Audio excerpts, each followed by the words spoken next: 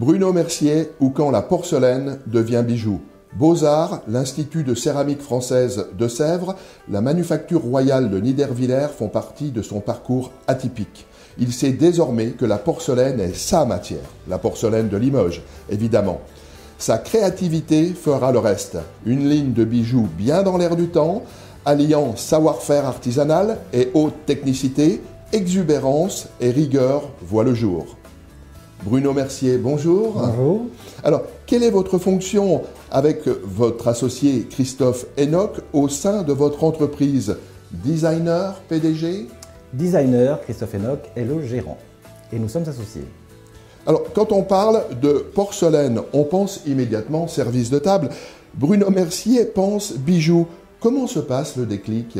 Alors, surtout éviter les arts de la table, je sors de Sèvres, je suis plasticien, donc j'ai l'habitude de travailler avec la photo, la gravure, la peinture, donc la sculpture, différentes terres. Je souhaite travailler la 3D. Je rencontrerai Christophe Enoch à Paris. Je me sens très parisien, je sors beaucoup, je vis le jour, je vis la nuit, je vois des musées, je visite des musées, je vais beaucoup au cinéma. Et à ce moment-là, je comprends que l'image est encore plus importante que je ne pense, moi en tant que plasticien, et je dois la transposer sur une matière qui n'est pas encore définie en ce qui me concerne, et Christophe Enoch me pousse à développer cette matière porcelaine.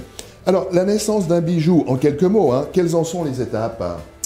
Alors, les premières étapes, c'est marcher, observer, avoir 10 000 idées en même temps, ne pas calculer, ne pas réfléchir, toutes ces idées se mettent en place à un moment donné et on devient capricieux, on a envie de ça, donc nous le faisons, je le fais tout de suite, j'essaie de le faire tout de suite, je me rends compte si c'est réalisable selon les techniques de la porcelaine.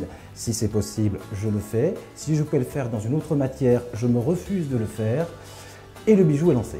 Alors, exposez vos créations, ce sera ma dernière question, dans votre propre magasin à Limoges, sur le plus renommé boulevard des porcelainiers.